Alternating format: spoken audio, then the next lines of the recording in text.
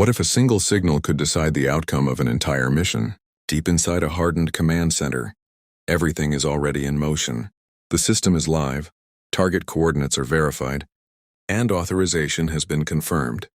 This isn't just a launch, it's a precision-driven chain of technology working in perfect sync.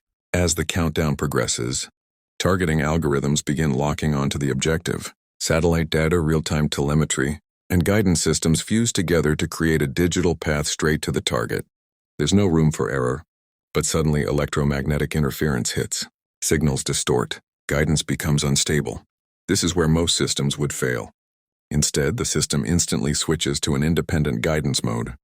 A backup director takes control, isolating external noise and stabilizing the lock. Using inertial navigation and onboard processing, it rebuilds the trajectory in real time. Now the weapon is no longer relying on outside signals, it's thinking for itself. The final phase begins. The trajectory is corrected down to the last meter.